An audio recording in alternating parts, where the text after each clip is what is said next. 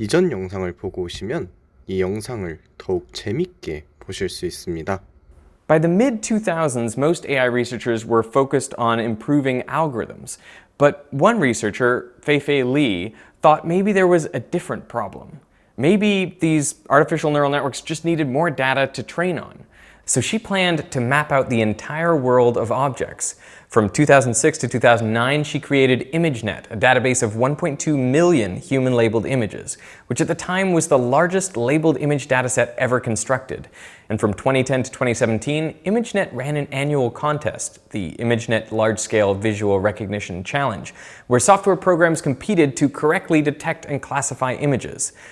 이미지들은 1000개의 다른 라벨을 가지고 있습니다. 강아지만 해도 80종이죠. 이를 신경망을 가지고 분류하기 위해서는 최종적으로 각각의 값들이 이미지의 종류를 의미하는 1000개의 출력 레이어를 가져야 됩니다.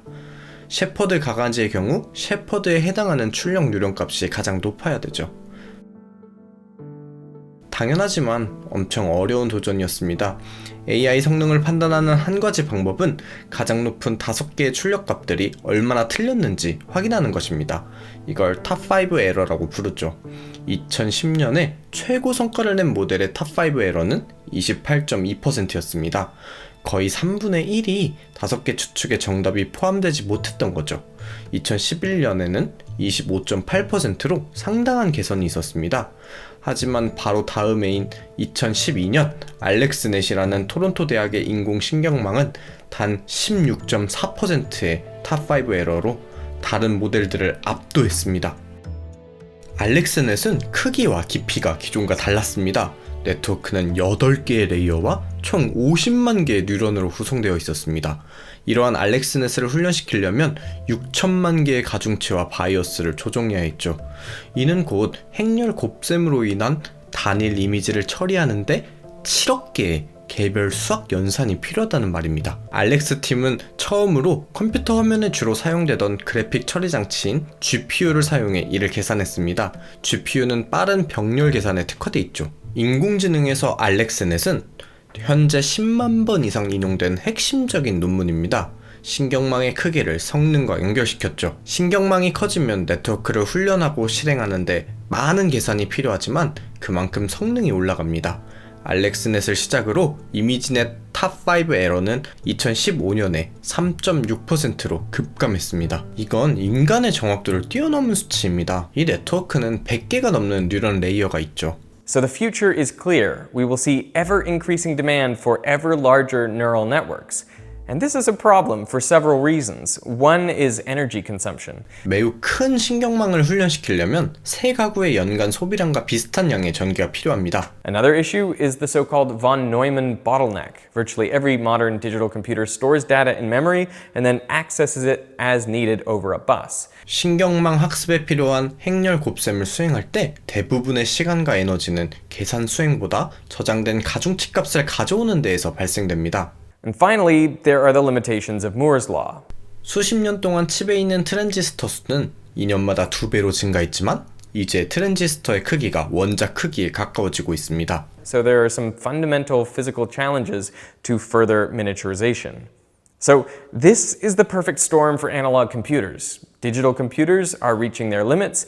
Meanwhile, neural networks are exploding in popularity, and a lot of what they do boils down to a single task: matrix multiplication. Best of all, neural networks don't need the precision of digital computers. Whether the neural net is 96% or 98% confident the image contains a chicken, it doesn't really matter. It's still a chicken. So slight variability in components or conditions can be tolerated. 텍사스에 있는 미틱 AI라는 아날로그 컴퓨팅 스타트업에 한번 가보죠. 여기에선 신경망을 실행하기 위한 아날로그 칩을 만들고 있습니다. 그리고 몇 가지 AI 알고리즘을 시연해 주었죠. Oh, there you go. See, it's getting you. Yeah. That's fascinating. The biggest use case is augmented and virtual reality. You know, if your friend is in a different, they're at their house and you're at your house, you can actually render each other in the virtual world. So it needs to really quickly capture your pose and then render it in the VR world. So hang on, is this for the metaverse thing? This is very metaverse, very metaverse application.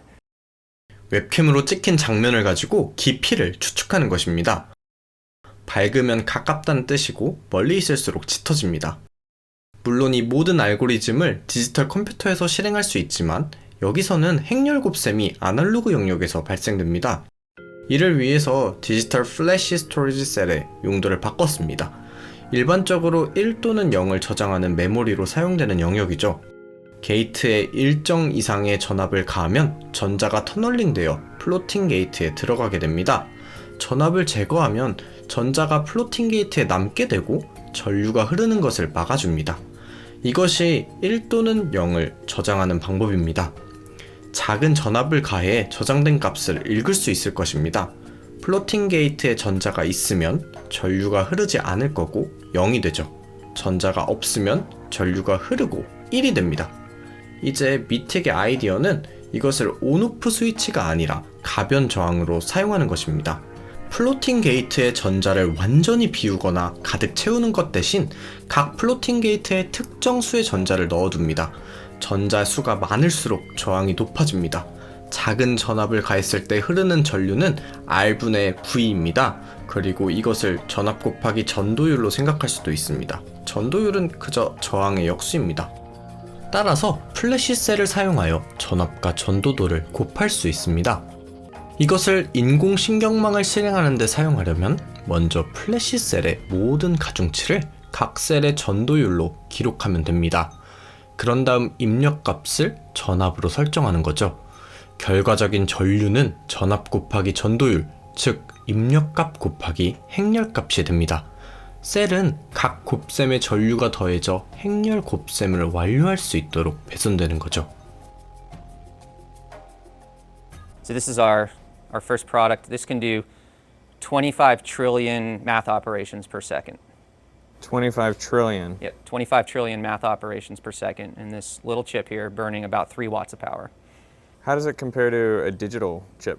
The newer digital systems can do anywhere from 25 to 100 trillion operations per second, but they are big $1,000 systems that are spitting out 50 to 100 watts of power. Obviously, this isn't like an apples to apples comparison, right? It's not apples to apples. I mean, training those algorithms, you need big hardware like this. You can just do all sorts of stuff on the GPU, but if you specifically are doing AI workloads and you want to deploy them, you could use this instead. You can imagine them in security cameras, autonomous systems, inspection equipment for manufacturing.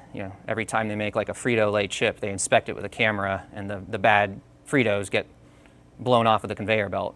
But they're using artificial intelligence to spot which Fritos are good and bad. Some have proposed using analog circuitry in smart home speakers solely to listen for the wake word, like Alexa or Siri. They would use a lot less power and be able to quickly and reliably turn on the digital circuitry of the device. But you still have to deal with the challenges of analog. So for one of the popular networks, there would be 50 sequences of matrix multiplies that you're doing. Now, if you did that entirely in the analog domain, by the time it gets to the output, it's just so distorted that you don't have any result at all. So you convert it from the analog domain back to the digital domain, send it to the next processing block, and then you convert it into the analog domain again. And that allows you to preserve the signal. When Rosenblatt was first setting up his perceptron, he used a digital IBM computer.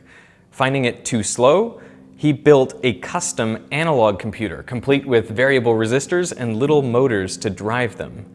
Ultimately, his idea of neural networks turned out to be right.